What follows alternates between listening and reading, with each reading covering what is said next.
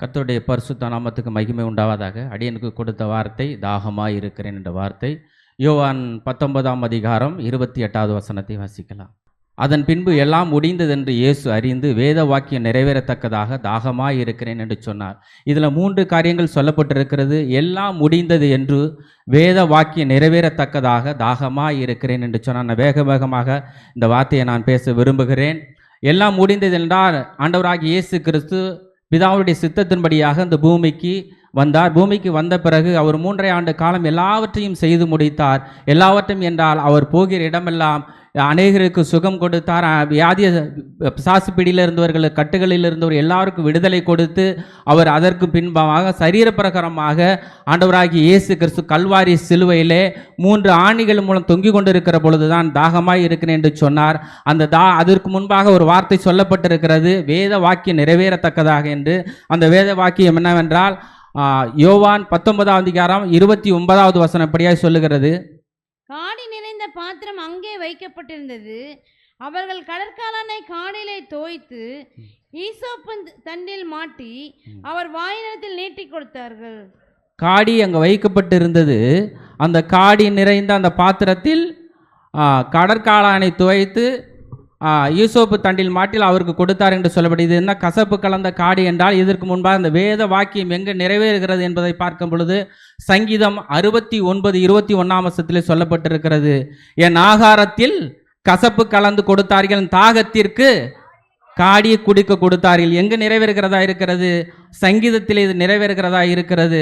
என் ஆகாரத்தில் கசப்பு கலந்து கொடுத்தார்கள், இந்த தாகத்திற்கு காடியை கொடுத்தார்கள். இந்த காடி என்பது என்னவென்றால் அந்த யூதர்கள் அந்த சமயத்தில் கல்வாரி சிலுவையில் தொங்கி கொண்டிருக்கிற பொழுது அந்த வலி வேதனை நீங்குவதற்காக அந்த கசப்பு கலந்த காடியை கொடுப்பார்களாம். ஆனால் அந்த கசப்பு என்பது நீங்களும் நானும் செய்த அந்த குற்றம் தான் அந்த கசப்பாக அந்த இடத்துல மாறுகிறது. அதை தான் அந்த இடத்துல வெளிப்படுத்துகிறதா இருக்குது. கசப்பு என்பது நம் வாழ்க்கையில் அநேக நேரங்களில் பாவம் செய்கிறோம், குற்றங்கள் செய்கிறோம், குறைகள் செய்கிறோம். எல்லாவற்றையும் தான் கல்வாரி சிலுவையில் அவர் சுமந்து தீர்த்தார். இந்த கசப்பு என்பது நம்முடைய வாழ்க்கையில் இருக்கிற அந்த பாவம் என்பதுதான் அது குறிக்கிறதாக இருக்கிறது. கல்வாரியிலே நாம் ஒரு நிமிடம் அதை யோசித்து பார்த்தோம் என்றால் நம் கண்களில் எத்தனை அவருக்கு நன்றி சொன்னாலும் போதாது. ஏனென்றால் அநேக வேளையில் நாம் செய்கிற தவறுகள், குற்றங்கள், குறைகள், மீறுதல்கள் எல்லாவற்றும் அவர் கல்வாரி சிலுவையில் அவர் பார்த்தீங்கன்னா தலையிலே முள்முடி, சரீரம் முழுவதும் ஏல் உழுகிறது போல அவர் உடல் முழுவதும் அவருடைய கீறல்கள், இரத்தம், அவ்வளவுபடி ஒரு இரத்தம். அந்த இரத்தத்தின் சாரல் தான் தாகம் என்று சொல்லுகிறார். அநேருக்கு நம்ம தாகம் இருக்கிறதா? வேலை செய்கிற பொழுது உடலிலிருந்து வேர்வை துளிகள் வெளியே ஏறுகிற பொழுது நமக்கு தாகம் ஏற்படுகிறதா இருக்கிறது. இந்த தாகத்தை தான் நாங்கள் 2 வகையாக சொல்லப்பட்டிருக்கிறது. ஒன்று ஆத்மா தாகம், மற்றொன்று சரீரப்பிரகாரமான தாகம். இந்த சரீரப்பிரகாரமான தாகத்திலே வேதத்திலே அநேக இடங்களில் சொல்லப்பட்டது. அது குறிப்பாக 2 வசனத்தை மட்டும் நான் வாசிக்க விரும்புகிறேன். ஆதியாகமம் 21ஆம் அதிகாரம் 19ஆம் வசனம் சொல்லுகிறது. அந்த 15 வரைக்கும் நாம் வாசிக்கிற பொழுது நம் அனைவருக்கு தெரிந்த ஒன்றுதான். ஆகார் எப்படின்னா வனாந்தரத்திலே அவள் விட்டு விடுகிறார்கள். அவள் ஒரு துருத்திலே தண்ணி கொண்டு போகிறான். அந்த தண்ணி தீர்ந்த பிறகு அந்த குழந்தை தாகத்தில் அழுது கொண்டிருக்கிறது.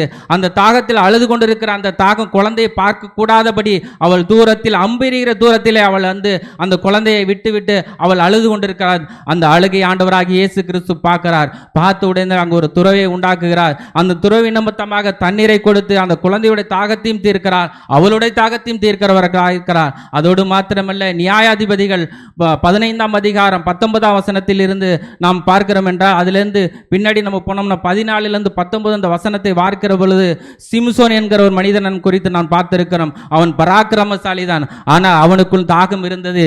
எப்படிப்பட்ட தாகம் என்றால் ஒரு கழுதையினுடைய பச்சை தாடை எலும்பை எடுத்து 1000 பேர்களை கொன்று குவித்தான் என்று சொல்லப்பட்டிருக்குது. அந்த இடத்திலே அது நிமித்தமாக அவனுக்கு தாகம் ஏற்பட்டது என்று சொல்லப்பட்டிருக்குது. அந்த தாகத்தை அவன் எப்படி தீர்த்து கொள்வதற்காக ஆண்டவரை நோக்கி சொல்லுகிறான், ஆண்டவரே, நீர் எனக்கு அந்த பச்சை தாடை எலும்புகள் மூலமாக அந்த பெலிஸ்தர்களை நான் மேற்கொள்வதற்கு உதவி செய்தீர். ஆனால் விருத்த சேதனம் இல்லாத அந்த பெலிஸ்தர்களை நான் அவர்கள் கையிலே நான் மடிய போகிறேன், சாக போகிறேன் என்று ஆண்டவரை நோக்கி அவன் கூப்பிட்ட பொழுதுதான் அந்த இடத்திலே ஒரு நீரூற்றை கட்டளையிட்டார். அந்த நீரூற்று தான் 19ஆம் அதிகாரத்தை நாம் வாசிக்கலாம். நியாயாதிபதிகள் 15:19 வாசிக்கலாம். தேவன் லேகியில் உள்ள பள்ளத்தை பிளக்க பண்ணினார். லேகில் உள்ள பள்ளத்தை பிளந்து அந்த இடத்திலே தண்ணீர் வரசி அந்த தண்ணீரை குடித்த பிறகு அவன் மரணத்திலிருந்து தப்பித்து கொண்டான். இதிலிருந்து என்ன வாசிக்கிறோம் என்றால், அன்று ஆகாளுக்கு தண்ணீரை கொடுத்தா தாகத்தை தீர்த்தா, அதே போல சிம்சோனுக்கும் தண்ணீரை கொடுத்து தாகத்தை தீர்த்த ஆண்டவர் தான் அவர் கல்வாரி சிலுவையிலே சொல்லுகிறார், நான் தாகமாய் இருக்கிறேன் என்று. ஆண்டவருக்கு ஒரு நிமிடம் போதாது அவருடைய தாகத்தை தீர்ப்பதற்கு. ஆனாலும் அந்த இடத்தில் அவள் சொல்லுகிற தாகம் என்னவென்றால் ஆத்தும தாகமாய் இருக்கிறது. இன்னொரு வசனம் கூட நம்ம தெரிந்த வசனம் தான், நீ இஸ்ரவேல் ஜனங்கள் வனாந்தர யாத்திரை அநேக கண்மலைகளை பிளந்தவர்களுக்கு தண்ணீர் கொடுத்தார். மாறாவி நீரை மதுரமாய் மாற்றின தேவனுக்கு அந்த கசப்பு கலந்த காடியை கொடுக்கொழுது அவருக்கு மதுரமாய் மாற்ற முடியாதா? இல்லை. ஏனென்றால் அந்த கசப்பு என்பதான் நம்முடைய வாழ்க்கையில் இருக்கிற அந்த பாவம். அந்த பாவத்தை அவர் கல்வாரி சிலுவையிலே சுமந்து தீர்க்கிற பொழுதுதான் தாகம் என்று சொன்னால். இன்னொன்று நான் எடுத்துக்கொள்கலாம் உதாரணமாக. ஏனென்றால் நம்மளுடைய ஆத்தும தாகம் என்பதை குறித்து நான் பார்க்கிற பொழுது யோவான் 4வது அதிகாரம் 8 வசனத்திலிருந்து 16 வசனங்களை வாசிக்கிற பொழுது அந்த சமாரியோட ஸ்திரியோட ஆண்டவராகிய இயேசு கிறிஸ்து பேசுகிறார். அவர்கள் இருவரும் பேசுகிற பொழுது அந்த வார்த்தையில் அந்த உரையாடல் என்ன தெரிகிறது என்றால், அந்த சமாரிய ஸ்திரியோட பேசுகிற பொழுது அந்த சமாரிய ஸ்திரியிடத்தில் என்ன இருக்குது என்பது ஆண்டவர் அறிந்து கொண்டு அந்த சமாரிய நாட்டுக்கு கடந்து வந்தார். யார்? ஒரு ஸ்திரியை நோக்கி கடந்தவர், ஒரு பெண்ணை நோக்கி அவர் கடந்து வந்தார். அந்த இடத்திலே அவர்கள் இருவரும் பேசுகிற பொழுது ஆண்டவர் ஆரம்பத்திலே பேசுகிற பொழுது அந்த சமாரிய என்ன நினைத்தால் தெரியுமா?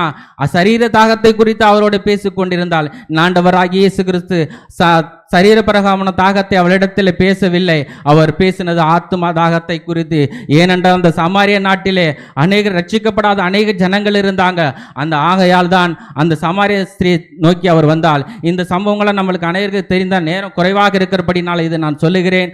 அவள் உடனே ஆண்டவர் சொன்ன எல்லா வார்த்தைகளுக்கும் கீழ்ப்படிந்து சமாரிய நாட்டுக்குள் சென்று ஆண்டவராக இயேசு கிறிஸ்து சொன்ன அத்தனை வார்த்தைகள் அவரோடு பகிர்ந்து கொண்ட பொழுது ஆண்டவராக இயேசு கிறிஸ்து அந்த சமாரிய நாட்டுக்குள் சென்று அநேகருக்கு சத்தியத்தை அறிவித்து அங்கிருந்து விடுதலையாக்கினா. அதே போலதான் ஒவ்வொரு நாளும் நம்மளோடு பேசிக் கொண்டிருக்கிறார். நம்ம எத்தனை பேர் உணர்வுள்ளவர்களாக இருக்கிறோம்? நாம் எத்தனை பேர் ஆண்டவருடைய வார்த்தைகளை ஏற்றுக்கொண்டவர்களாக இருக்கிறோம்? அந்த வார்த்தையின்படி நாம் செய்கிறோமா? நம்மை நாம் சந்தித்து பார்க்க வேண்டியது அவசியமா இருக்கிறது. நம்மளுக்கு கொடுக்கப்பட்ட அந்த கடமை. ஒவ்வொரு நாளும் இந்த வேதம் என்ன சொல்லுகிறது என்றால், இந்த வேதத்தை வாசிக்கிற பொழுது அநேக காரியங்களை நம்மளுக்கு கற்றுக் கொடுக்கிறதா இருக்கு. நாமளும் அப்படிப்பட்ட பாவ வாழ்க்கையில தான் இருந்தோம். நாம் அந்த ஆண்டவர் அறியாத இருந்தோம். இன்றைக்கு அநேகர்கள் சொல்லுகிறார்கள், நான் கல்வாரி சிலுவையில் ஆண்டவராக இயேசு கிறிஸ்து உலகத்தை மீட்டெடுக்க வந்த இயேசு கிறிஸ்து ஏன் கல்வாரி சிலுவையில் அடிக்கப்பட்டிருக்கிறார் என்று அநேகர் நகைத்துக் கொண்டிருக்கிறார்கள். உங்களுக்கு எனக்கு மாத்திரம் நன்றாக தெரியும், அவர் இந்த உலக மனுக்குலத்தை அத்தனை பேர்கள் மீட்பதற்காக வந்த அந்த ஆண்டவராக இயேசு கிறிஸ்து தான் கல்வாரி சிலுவையிலே சுமந்து தீர்த்தார். நேற்று தினத்தில் நான் எனக்கு லீவ் வேணும்னு சொல்லி எம்டியை பார்க்க போனால் அவங்க இல்லை, அவங்களுடைய மனைவி இருந்தாங்க. அவங்க என்ன அண்ணன்னு சொல்லுவாங்க, நானும் அக்காவும் சொல்லுவாங்க. அவங்ககிட்ட சொன்னேன் எனக்கு நாங்களுக்கு லீவ் வேணும்னு சொன்னேன். அண்ணா குட் ஃப்ரைடேன்னா என்னன்னு என்கிட்ட கேட்டாங்க. எனக்கு ஒரு 10 நிமிஷத்தில் எல்லா வார்த்தையும் அவங்ககிட்ட சொல்லி முடிச்சுட்டு வந்தேன். நம்ம அநேக வேலையில் அப்படி தானே நினச்சிட்டு இருக்கிறோம். எனக்கு யாருக்கிட்ட போய் நான் சத்தியம் சொல்லணும், யாருக்கிட்ட நான் எப்படி சொல்லணும்னு சொல்கிறோம்ல. நம்மளை சுற்றி இருக்கிறவங்க, பக்கத்தில் இருக்கிறவங்க, உற்றார் உறவினர்கள் அநேகர்கள் இருக்காங்க.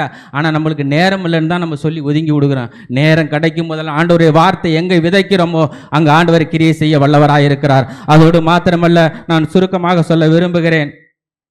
ஆண்டவராக இயேசு கிறிஸ்து சங்கீதம் 40 யோவான் எழுதின சுவிசேஷம் 7வது அதிகாரம் 37-38 வசனத்தை நாம் வாசிக்க இருக்கிறோம். இதற்கு முன்பு தாகத்தை குறித்து நாம் பார்த்தோம். தாகமாய் இருந்தார் என்று பார்த்தோம். அந்த தாகத்தை என்ன கொடுத்தார் என்று பார்த்தோம். இந்த வசனம் என்ன சொல்லுகிறது என்றால், அவர் தாகத்தை தீர்க்கிறவராய் காணப்படுகிறது.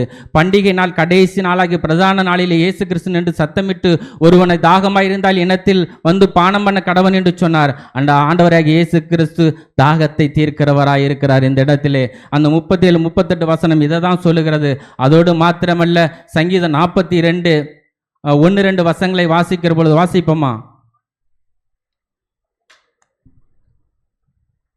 மானானது நீரோடைகளை வாஞ்சித்து கதறுவது போல தேவனே என் ஆத்துமா உம்மை வாஞ்சித்து கதறுகிறது. என் ஆத்துமா தேவன் மேல், ஜீவனுள்ள தேவன் மேலேயே தாகமாய் இருக்கிறது. நான் எப்பொழுது தேவனுடைய சந்நிதியில் வந்து நிற்பேன்? என்ன மானானது நீரோடைக்கு வாஞ்சித்து கதறுகிறது போல என் ஆத்துமா உம்மை நோக்கி கதறுகிறதா இருக்கிறது. நாம் எப்பொழுதும் யாரை நோக்கி கதறுகிறோம்? நம்ம ஆத்துமாவுக்கு சரீர பிரகாரமான தாகத்தை நம்மால் தீர்த்து கொள்ள முடியும். ஆத்துமா தாகத்தை தீர்ப்பதற்கு நம்ம ஆண்டவர் ஆகிய இயேசு கிறிஸ்து ஒருவர் மாத்திரமே இருக்கிறார். ஒவ்வொரு நாளும் நாம் யாரை நோக்கி வாஞ்சித்து கதற வேண்டும் என்று சொல்லுகிறது இந்த வேத வசனம். ஆண்டவராகிய இயேசு கிறிஸ்துவை நோக்கி நாம் கதறுகிறவர்களாய் காணப்படுகிறோம். அதோடு மாத்திரமல்ல, லூக்கா எழுதின சுவிசேஷம் 15வது அதிகாரம் 7வது வசனம் சொல்லுகிறது, அதுபோல மனம் திரும்ப அவசியமில்லாத 99 நீதிமான்களை குறித்து சந்தோஷம் உண்டாகியதை பார்க்கிலும் மனம் திரும்புகிற ஒரே பாவி நிமித்தம் பரலோகத்தில் மிகுந்த சந்தோஷம் உண்டாயிருக்கும் என்று உங்களுக்கு சொல்லுகிறேன். மனம் திரும்புகிற அவசியமில்லாத 99 நீதிமான்களை குறித்து சந்தோஷம் கிடையாதான், ஒரு பாவி மனம் திரும்புகிற நிமித்தம் பரலோகத்தில் மிகுந்த சந்தோஷம் உண்டாகிறது என்று சொல்லப்பட்டிருக்கிறது. உங்களுக்கு எனக்கும் கொடுக்கப்பட்டிருக்கிற கடமை என்னவென்றால், நான் அநேக பாவிகள் இருக்கிறார்கள், ஆண்டவர் அறியாத ஜனங்கள் இருக்கிறார்கள், அவர்களுக்கு சுவிசேஷத்தை அறிவிப்பதற்கு அந்த வசனம் சொல்லுகிறது, ஒரு பாவி மனம் திரும்பதை பார்க்கல பரலோகத்தில் மிகுந்த சந்தோஷம் என்று சொல்லப்பட்டிருக்கிறது. இந்த ஒவ்வொரு நாளும் பாரத்தோடு இந்த வார்த்தையை நாம் தியானிக்கிற பொழுது ஆண்டவராகிய இயேசு கிறிஸ்து நமக்கு சொல்லுகிற காரியம் என்னவென்றால், மனம் திரும்புகிற ஒரு பாவி எப்படி மனம் திரும்பி ஆண்டவரை ஏற்றுக்கொள்ளுகிறானோ அதிலே தான் சந்தோஷப்படுகிறார். நாம் தாகம் என்று பார்த்தோம், அந்த தாகம் இந்த தாகம்தான். இந்த தாகத்துக்காக தான் ஏங்கி கொண்டிருக்கிறார். ஒரு பாவி ரட்சிக்கப்பட மாட்டானா, ஒரு பாவி என்னிடத்தில் ஓடி வர மாட்டானா என்று ஆண்டவர் ஏங்கி கொண்டிருக்கிறார். அதற்கு நீங்களும் நான் செய்கிற அந்த விலைக்கரையந்தான். அநேகரிடத்தில் நம் சுவிசேஷங்கள் அறிவிக்கப்பட வேண்டும்.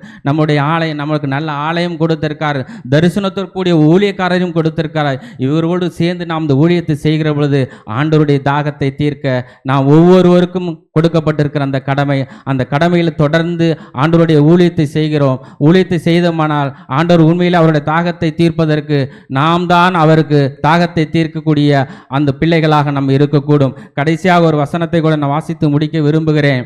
1 கொரிந்தியர் 10வது அதிகாரம் 4வது வசனம். எல்லாரும் ஒரே ஞான பணத்தை குடித்தார்கள். எப்படி எனில் அவர்களோடு கூட சென்ற ஞான கன்மலையின் தண்ணீரை குடித்தார்கள்.